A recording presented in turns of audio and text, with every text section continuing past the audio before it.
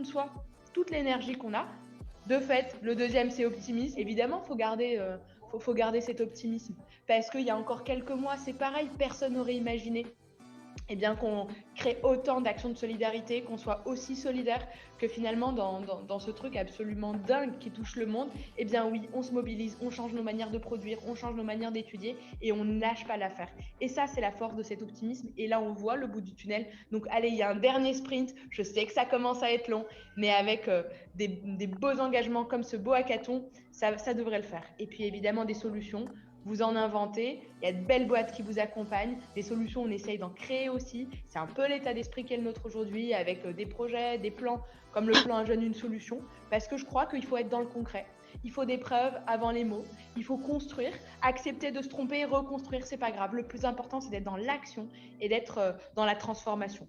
Faites, continuez, challengez un maximum, n'acceptez jamais l'impossible parce que de toute façon, c'est même pas français. Donc à partir de là, le challenge, il est lancé. Je suis sûre qu'avec l'énergie qui est la vôtre, Benoît, toute la team, vous allez absolument tout dépoter. Stéphanie, je suis ravie de te retrouver. Et puis, je continue à suivre de très près ce magnifique hackathon jusqu'à voir ce que vous allez réussir à réaliser, à imaginer. Mais franchement, c'est comme une sorte de teasing sur Netflix. J'ai hâte de voir la suite. Si, c'est comme un teasing sur Netflix. Nous avons tous hâte de voir la suite. Ce qui est sûr, c'est que la jeunesse a démontré son énergie, son optimisme et a été capable de trouver des solutions. On va le voir dans quelques instants. Alors pour ceux qui nous rejoignent sans avoir vécu toute la semaine folle qu'on a réussi à passer ensemble, j'imagine que certains se demandent peut-être à ce stade ce qu'est un hackathon solidaire. Et pour ça, je pense que la meilleure personne qui puisse en parler, c'est Yvan. Ouais, bonjour à toutes et à tous. Bon. Désolé, c'est ma faute, c'est ma faute. Je suis désolée. C'est bien qu'on t'aime. Hein. T'es trop pressé, Tassiette. Ça arrive. Ah mais j'ai cru que c'était moi, je suis désolée. Allez, je recommence. Bonjour à toutes et à tous, je suis ravi d'être avec vous. Donc, je suis Yvan Gatignan, donc, je suis le fondateur des hackathons solidaires de Big Bloom. On a fait plus de 50 hackathons solidaires, mais celui-là, il est vraiment particulier. C'est la première fois qu'on a autant de jeunes avec nous et c'est formidable. Hackathon séminaire d'intelligence collective où des participants travaillent en équipe et dans un temps contraint sur un sujet stratégique. Nous, on fait des hackathons solidaires et là, toute cette semaine, on s'est mobilisé sur la thématique zéro carbone. Alors, moi, je voulais vous dire à quel point ça a été un immense bonheur pour moi d'être avec vous. Je vous rappelle que vous avez fait connaissance entre vous mardi matin, vous ne connaissiez pas, vous venez d'endroits complètement différents, vous avez découvert la problématique, vous avez travaillé en design thinking, c'était nouveau pour certains d'entre vous, et puis vous avez dû pitcher en quelques minutes. Tout ça, c'est absolument formidable. Je voudrais que vous me fassiez un grand plaisir. Vous allumez votre micro et vous balancez un maximum d'applaudissements.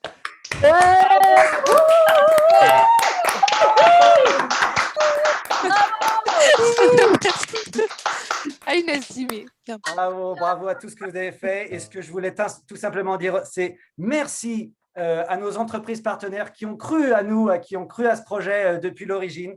Donc, un grand merci à Claire et Marianne de Air Liquide, un grand merci à Marie et Claudia de Chanel, un grand merci à Julie et Tiffaine de Saint-Gobain, merci à Eva et Stéphania de L'Oréal, merci à Mickaël, Carole et Evelyne de Enedis, merci à Mathieu et à Annabelle de NG IT et merci à Constance et Marilyn de BNP Paribas. Et je n'oublie pas les associations qui sont partenaires de cet événement et grâce à qui nous avons trouvé la plupart d'entre vous, hein, n'est-ce pas, chers participants, tous les étudiants, donc toutes ces associations qui œuvrent au quotidien pour aider à l'insertion professionnelle des étudiants. Je pense à Article 1, à Bicomtech, EPA, Connexio, La Belle École, Léo Lagrange, NQT, l'émission locale, Singa, tout est possible. Merci encore à vous toutes et tous.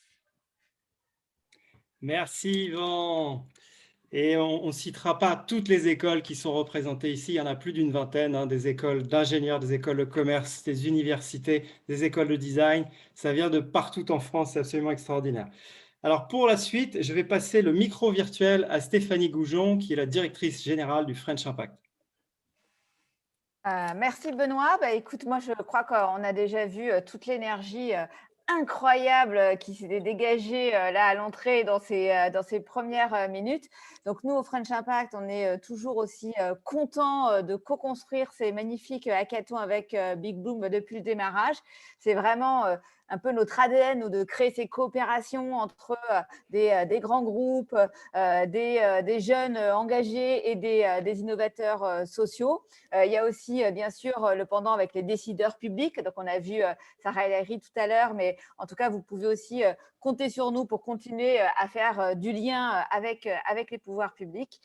Et aussi, ce que je pourrais ajouter, parce que là, j'ai un peu hâte aussi de découvrir le fameux teasing Netflix, mais qui a gagné, quelles sont les solutions pour que on puisse continuer, nous, d'accompagner ces projets tout au long de leur incubation, de leur vie, avec l'équipe qui est dans le bureau, pour une fois, au LLL. Donc, je salue Estelle, Alix, Paloma, Aline, l'équipe French Impact. Alors, on n'est pas aussi bon que Big Bloom pour avoir les beaux fonds d'écran, mais vous voyez, il y a le gros logo derrière.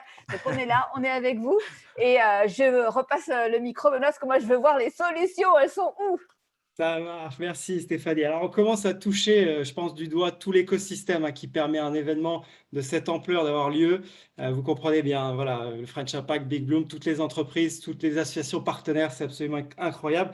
Maintenant, je vous propose de découvrir comment se vit un hackathon de l'intérieur pour de vrai. Et pour ça, nous sommes allés à la rencontre de 3 participants qui ont joué le jeu. Je les en remercie par avance. Magnéto, Elodie. Vous voulez voir l'envers du décor Big Bloom? Alors partons à la rencontre de Boilem, Vincent et Mathilde. Oui Vincent? Oui, je suis juste en bas. Là c'est bon. Ah pardon, excusez-moi, c'est 173 madame que je cherche à joindre. Les gars, il y a les médias qui sont là. Je viens filmer pour Big Bloom. Je crois que vous avez reconnu dans quelle région nous sommes. C'est bon. C'est ici. Salut Vincent. Salut. Bonjour. Bonjour Mathilde. Elle est juste ici. Je pensais tomber sur un étudiant, c'est pour ça. Je peux tomber. Alimentation durable. La consommation responsable. Zéro déchet. Parce que c'est une thématique qui est liée à mon projet de diplôme qui est sur l'emballage plastique aujourd'hui. Rencontrer différentes personnes au niveau d'un réseau qui s'intéressent à cet engagement-là, de m'engager moi-même, de partager mes idées, mes expériences et d'apprendre auprès de l'ensemble des intervenants. Augmenter mes compétences, découvrir de nouvelles personnes autour d'un sujet qui m'est très cher, à savoir l'éco-responsabilité. C'est très intéressant, il y avait vraiment beaucoup de bonne humeur, les gens étaient très à l'écoute. Très inspirante, très dynamisante. Pleine de rebondissements. Rencontrer des personnes, de pouvoir faire des propositions, de développer également du réseau et de partager une expérience et de m'enrichir sur cette opération-là. De rencontrer beaucoup de nouvelles personnes qui pourraient m'ouvrir des portes et aussi de faire un projet qui va me donner de la visibilité mais même aussi du plaisir en fait. Au-delà de la victoire, bien évidemment, en apprendre plus sur les défis éco-responsables d'aujourd'hui, améliorer mon réseau et améliorer mes compétences. Ce sera déjà un superbe défi relevé, quoi. Vous pouvez ajouter Vincent Cazin sur LinkedIn. N'attendez pas, foncez, allez-y. C'est maintenant qu'on change les choses. Même si c'est sur très peu de temps, je pense qu'on va faire un super boulot et avec des gens qui ont l'air vraiment super sympas et investis. Que je suis quelqu'un de très, très motivé, très curieux, forcément à la recherche de nouvelles opportunités. J'avais envie de chanter la chanson « Embauchez-moi, embauchez-moi ». Embauchez-moi. Embauchez-moi. Et oui, merci à Mathilde, Vincent et Boilem de s'être livrés à cet exercice en ces temps de distance sanitaire. Je le rappelle, et ça c'est une note plus sérieuse, tous les participants sont à la recherche d'un stage, d'une alternance ou d'un emploi. N'hésitez pas, ils sont tous brillants. Alors, les images parlent plus que les mots, c'est ce qu'on a l'habitude de dire et on est ô combien convaincu de ça chez Big Bloom. Alors, je vous propose de continuer à découvrir nos chers acteurs à l'aide de la baguette numérique de notre magicienne Tassienne. Là, c'est à toi, Tassienne. Ouais, non, mais blonde, mais pas jusqu'au bout, quoi. Je m'excuse encore pour tout à l'heure, j'étais super pressée. J'étais trop pressée, voilà. Et comme quoi, il y a toujours des habitudes qui s'installent. Tout va bien, Tassienne. Tout va bien se passer. Alors voilà, moi je m'appelle Tassienne, je suis dessinatrice, reporter de guerre, Big Bloom Addict. C'est parti. Donc là, j'ai utilisé ce fond parce que c'est la première fois que ça Hackathon Campus avec les petits carreaux de la feuille de bac. Voilà, moi, je me suis déjà mis la note de 10 sur 10, c'était sûr. Il y avait 5 thèmes, ça sentait la machine à gaz. Et comme par hasard, en fait, ça sent l'humanité, ça sent l'humain, ça sent l'émotion. Il y a énormément de... Ça sent, je ne sais pas comment dire, à chaque fois qu'on arrive dans une salle Big Bloom, il y a un ton précis. Il y a un ton Big Bloom. Alors, je ne dis pas tout parce que c'est très long comme slide, mais c'était des thèmes zéro carbone. Et donc, voilà, avec 5 grandes marques, 5 associations.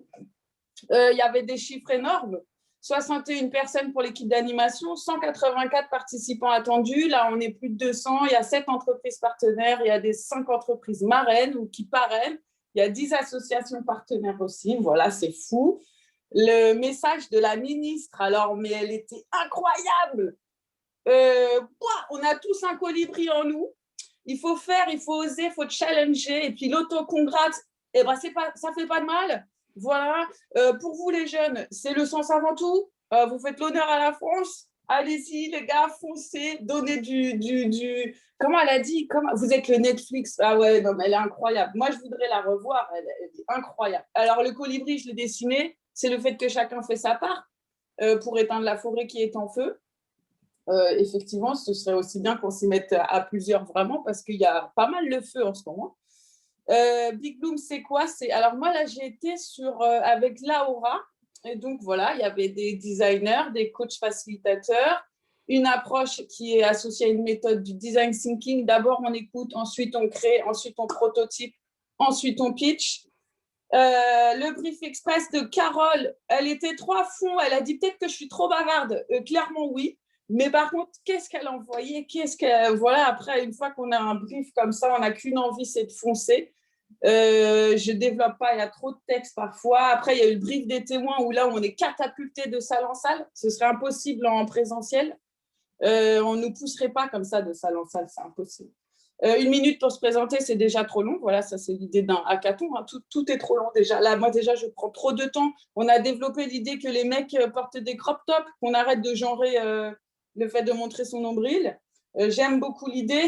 Chiara, en vrai, elle croit aux jeunes. Les jeunes, ils vont se responsabiliser. Il n'y a aucune raison. Elle est peut-être trop optimiste, mais en fait, elle a dit, mais non, il faut que ce soit esthétique, marquant, rapide. Elle a dit, comment on fait pour réussir une campagne de com? C'est très simple, il faut que ce soit libre et cadré. Je me suis dit, bah voilà, c'est tout simple. Voilà, bah c'est tout. Il n'y a rien à ajouter. J'ai beaucoup aimé Géraldine, qui est responsable des achats indirects et donc qui a acheté les 500 000 masques chez Résilience. Il faut raconter une histoire pour faire adopter un changement. Et elle a rappelé la base, qu'on n'est pas non plus dans du bénévolat. Il faut faire des sous, il faut que ce soit rentable. Voilà. Bim, c'est trop long. Idéation, c'est trop long. Ah, j'ai adoré Frédéric, elle a dit comment on écrit Tinder. C'est trop mignon, la diversité des genres, des âges et tout. Voilà. J'ai adoré. Frédéric, trop à fond. La vie est belle et tout ça, ça c'était le moment d'inspiration. J'ai dessiné Nicolas, super engagé, qui avait un grand cœur derrière lui. Voilà, là, c'est le moment où on se rend compte qu'on ne pourra pas tout faire. C'est qu'on va faire, voilà. Alors, transforme prototypage, le feedback loop. Il y avait trop de choses. Ah là là, mais j'ai fait une sélection. Dites-vous que j'ai fait une sélection, que j'ai pris la moitié des dessins. J'ai dessiné Asma, Mathias, j'ai dessiné Clara. J'ai terminé hier avec prototypage. Faites simple. Bim, j'ai écouté les 4 solutions pour l'upcyclerie. Magnifique, c'était hyper bien, c'était trop bien. J'ai pas mis qui a gagné pour garder la surprise. Le feedback, cohésion, derrière ce grand bordel, c'est une sacrée méthode. On est motivé, c'est cool. Le melting pot, c'est bien. On est engagé, la bienveillance. J'ai dessiné Habib et sa coupe de cheveux qui est floutée en haut tellement il a un chouchou de dingue, mais qui est très beau, très bel homme. Je conclue avec la petite star de notre petit Big Bloom, de notre petite salle, Khaled. Je suis éclatée, mais je me suis éclatée. Et je vous dis merci. J'ai hâte d'entendre les 4 autres gagnants. Merci. Ouais, c'est nous qui allons te dire merci, Tassienne. Bravo, Tassienne. Bravo. Bravo. Merci, merci. Ça nous fait revivre le hackathon sans donner le programme. C'est toujours beaucoup plus agréable et puis toujours avec ces commentaires très, très précis. Merci Tassiane pour tout ça. Alors après toute cette émotion, parce que de voir son visage toujours à l'écran dessiné par une talentueuse dessinatrice, ça fait toujours quelque chose. Je pense que nous n'avons plus qu'une envie, c'est de découvrir les projets gagnants de chaque thématique. Pour cela, je vais demander aux 5 porteurs de projets de se livrer à peu près au même exercice qu'on a demandé aux étudiants, c'est-à-dire de pitcher en 1 minute 30 ce pourquoi ils ont choisi le projet gagnant. On va commencer sur la thématique zéro déchet. Chaque Français produit 4,6 tonnes de déchets par an. La mission de l'Upcyclerie est de favoriser la valorisation des déchets. Le défi qui était fixé aux participants était de prototyper un dispositif d'accompagnement des créateurs de matériaux recyclés. Sylvie, c'est à toi. Merci Benoît. Alors j'ai une slide, hein, c'est ça? C'est ça. Donc on a choisi l'équipe numéro 1 avec le projet Transform. Parmi les 4 équipes qui ont livré vraiment des projets tous très intéressants et même complémentaires entre projets. Ça, c'est une vraie force aussi dans les solutions qui sont apportées. Donc, le projet Transform, avec comme punchline une histoire désirable, imagine de créer un outil de communication pour fabriquer une histoire autour des processus créatifs qui nous amènent à créer et à valoriser les matériaux. Donc, l'idée, c'est vraiment de rendre compréhensibles les processus qui partent du déchet vers une entreprise qui va valoriser, vers le designer qui va encore magnifier et jusqu'au bout de la chaîne. On a choisi ce projet parce que c'est le projet le plus low-tech, on va dire, avec un impact environnemental le plus faible. Aussi, un projet qui est très facilement réalisable pour la taille de notre structure et notre calendrier et qui permet aussi de préfigurer des étapes qui pourraient voir, enfin, qui verraient le jour plus tard sur on va dire, un déploiement plus important. Donc là, l'idée, c'est vraiment de créer des histoires, de sensibiliser, de communiquer. Et je pense que c'est une première étape dans notre développement, c'est vraiment de faire comprendre à tous, aux designers, aux entreprises qui fabriquent et qui innovent, comment est-ce qu'on peut créer de nouvelles matières. Je voulais remercier vraiment toute l'équipe pour ce beau projet poétique et accessible. Merci Sylvie. Sur la thématique écomobilité, le transport routier émet 16% de gaz à effet de serre, alors que pour la plupart des trajets, les conducteurs sont seuls dans leur voiture. Mobicop développe la mobilité partagée sur les territoires, notamment à travers du covoiturage sans commission. Le défi fixé aux participants était de proposer un dispositif original permettant de tripler le nombre de trajets publiés sur mobicop.fr. Bastien, c'est à toi. Alors, il me semble que Bastien n'est pas là et du coup, on a convenu avec Fabienne que je prendrai la parole. Très bien. Est-ce que vous m'entendez bien? Oui, on t'entend, Madeleine. Ok, je vais faire vite puisque je suis entre 2 stations de tram. J'espère que ça marche bien. Désolée, donc nous, on a été bluffés par la qualité des présentations de tous les groupes. C'était super chouette et avec un degré de finition assez important. On a finalement, le jury, avec l'ensemble de ses votes, a élu le Mobicop Challenge, qui consiste donc pour augmenter le nombre de personnes qui ont un compte utilisateur sur mobicop.fr et augmenter le nombre de trajets et de personnes qui cherchent un trajet de covoiturage, la proposition, c'était donc de se mettre en partenariat en fait, avec des BDE, donc d'universités, et particulièrement ce qu'on a bien aimé dans le projet, c'était aussi que c'était bien territorialisé, c'est-à-dire que la proposition, c'était de se mettre vraiment le focus sur l'ensemble de de la région Occitanie et de travailler avec les universités là-bas. Donc, on ne sait pas si on fera Occitanie, mais en tout cas, c'était une proposition.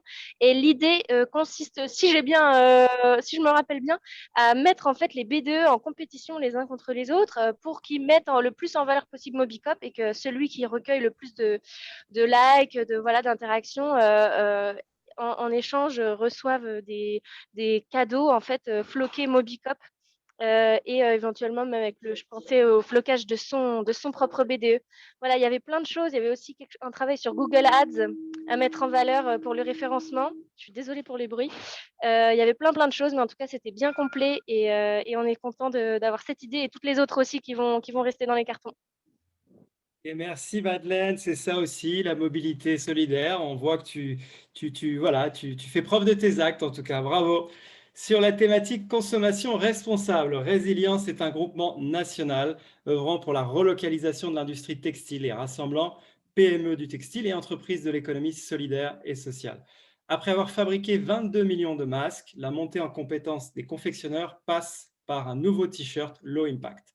Le défi fixé aux participants était de prototyper la campagne de lancement du t-shirt Low Impact. Carole, c'est à toi.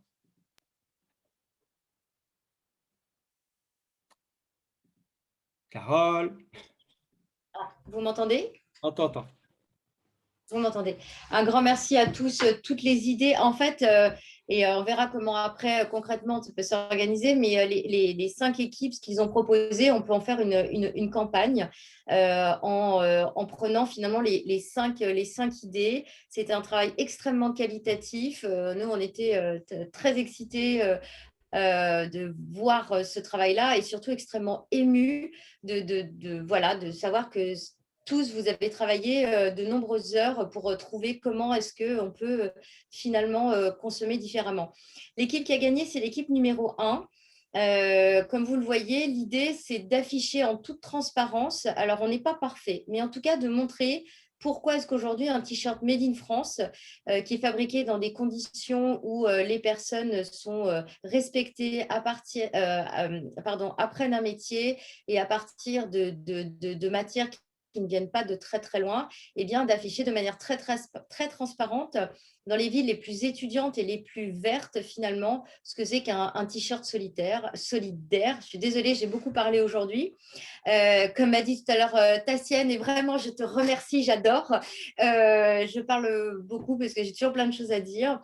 C'est une campagne qui est impactante, que on a très envie de mettre en œuvre. Et une nouvelle fois, les 5 équipes ont eu des idées canon. Et de toute manière, vous allez voir que ça va vraiment nous servir puisqu'on lance le site e-commerce et qu'on part en campagne dans les 3 semaines qui arrivent. Donc voilà, je pense que j'oublie plein de choses, mais un grand merci encore au temps que vous avez tous passé.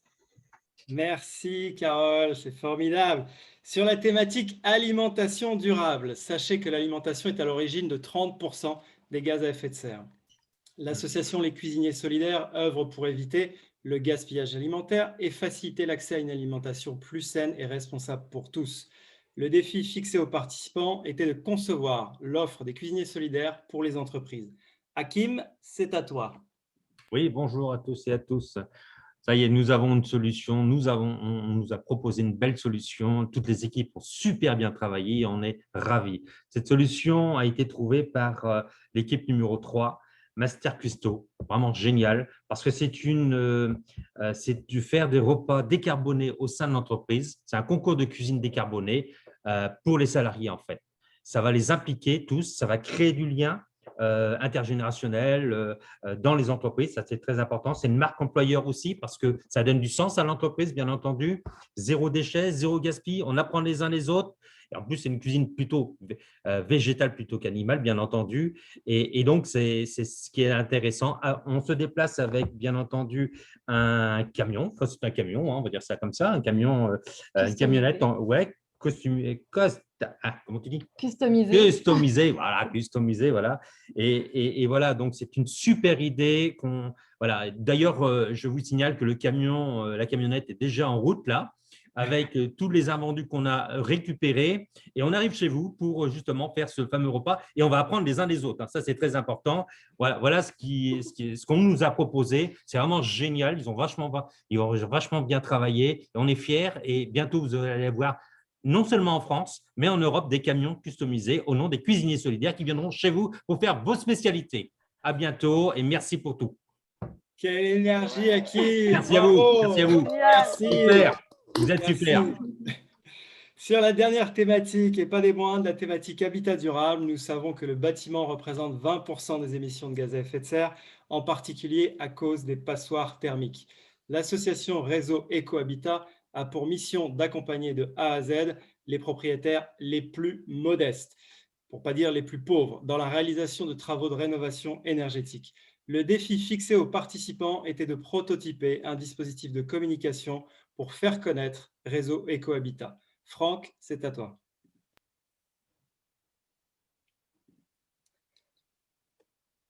Franck, es-tu là? Hop, j'avais pas mis le micro, erreur de débutant. Donc, oui, on a 5 équipes qui ont vachement bien produit plein d'idées qui sont absolument géniales et mises bout à bout, on a des solutions qui sont extraordinaires.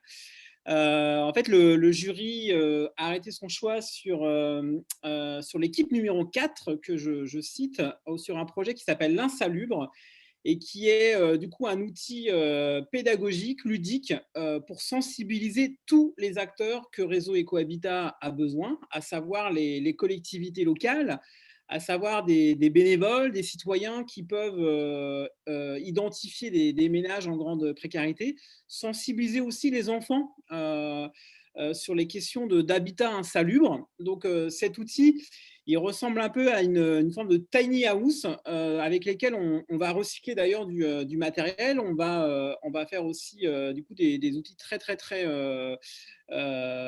environnementaux pour reprendre, pour illustrer en fait ces passoires énergétiques. Et ça a l'avantage du coup de se déplacer un peu partout, j'allais dire en France, mais là déjà dans les villes en fait où on ira pour sensibiliser à cette question de l'insalubrité.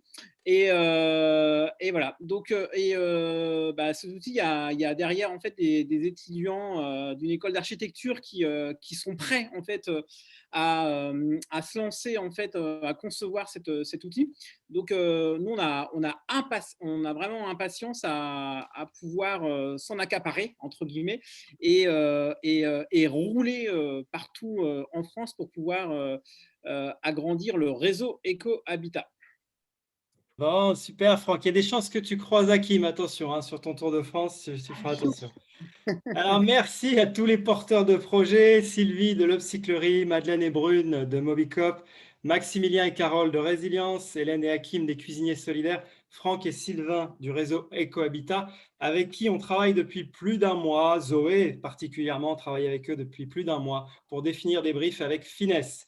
Vous l'aurez compris, un projet l'a emporté dans chaque catégorie, mais les bénéficiaires repartent avec l'ensemble des productions des équipes. Il est bientôt l'heure de se dire au revoir. On essaye de respecter le timing qu'on vous a donné. Mais avant cela, j'aimerais que l'on remercie chaleureusement les acteurs principaux de ce grand Hackathon Campus, en commençant par les 150 étudiants et apprenants, ainsi que les 40 participants entreprises. Et là, je vais vous demander d'ouvrir vos micros et d'envoyer toute l'énergie que vous avez encore pour un vendredi soir, parce qu'ils le méritent. C'est parti. Ça va faire. Tout le monde. Bravo. Adieu-vous. Bientôt. Ok, je vous remercie. Alors, il y a d'autres personnes à remercier avant qu'on se libère et qu'on partage librement. J'aimerais aussi remercier les 23 facilitateurs entreprises, Christophe, Frédéric, Sophie, Charlotte, Lucie d'Air Liquide, Mélodie, Lila, Anne, Jérôme d'Enedis, Claudia, Irène, Aurélia, Anaïs, Denis de Chanel, Katia et Estelle de L'Oréal, Élodie, Eva, Tiffaine, Blandine de Saint-Gobain et Marion, Audrey, Laurane, Marilou de Big Bloom. Un grand tonnerre d'applaudissements pour eux. Ils ont joué un rôle de coach. C'était tout nouveau pour eux. Bravo à eux. Bravo. Yes. Bravo Claudia, bravo Claudia. Yes. Bravo Claudia. Bravo. Bravo à tous. Voilà, c'est gratuit, prenez les facilitateurs, ça fait du bien. Je voudrais aussi remercier la team projet avec qui j'ai eu l'honneur de travailler sur ces 3 derniers mois. Je vais commencer par Zoé, la designer la plus engagée que je connaisse. Si vous avez besoin, chères entreprises, de réfléchir à la manière d'allier performance et impact, c'est la bonne personne, n'hésitez pas. Applaudissez-la, elle a fait un énorme boulot de design. Bravo Zoé. Bravo Zoé. Élodie et Camille, qui sans elles n'auraient pas, enfin cet événement n'aurait tout simplement pas eu lieu puisque c'est elles qui ont été aux manettes techniques de tout cet événement. Bravo à elles. Bravo. Bravo les filles. Merci. Je remercie aussi le French Impact et particulièrement Stéphanie et Estelle pour leur soutien dès le départ. Et Estelle qui a fourni notamment cette belle vidéo sur la ministre. Bravo à elle. Merci pour votre engagement à nos côtés. Je remercie les coachs leaders, Sophie, Fabienne, Laura, Adeline et Yvan, bien sûr. Vous pouvez les applaudir. Je crois qu'ils ont fait un énorme boulot. Bravo. Les designers leaders, on n'en oublie pas un, Valentino, Bérangère, Marion, Quentin et Zoé. On peut les applaudir chaleureusement. Ils ont coucouné les étudiants designers pendant toute cette semaine. C'est aussi grâce à eux qu'on a ce type de livrable. Bravo. Et enfin, les petites souris, ceux qui font très peu de bruit, mais qui permettent à cet événement d'être possible dans tous les hackathons. Les producteurs, Marie, Victor, Nathalie, Manon et Camille. Bravo à eux, bravo à vous. Bravo. Voilà, et si cette aventure vous a plu, vous pouvez découvrir le programme de nos prochains hackathons solidaires. Il y en a plein en France et à l'international sur notre site internet bigbloom.org. Et puis pour les partenaires entreprises, il y aura une 2e édition du campus, je vous l'annonce déjà. Donc voilà, place à la prochaine discussion. Et il y en a un qu'on n'a pas remercié, mais qu'on remercie maintenant, c'est Benoît.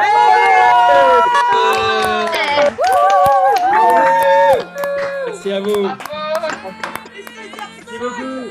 Voilà, alors j'ai la lourde tâche d'annoncer que ce hackathon est désormais terminé, qu'on va rester une petite dizaine de minutes avec vous pour partager les moments sympas, mais que voilà, on clôturera à un moment parce qu'on a tous voilà, des obligations familiales, sportives et autres. Allez, on danse. C'était trop beau, bravo. Bravo à tous.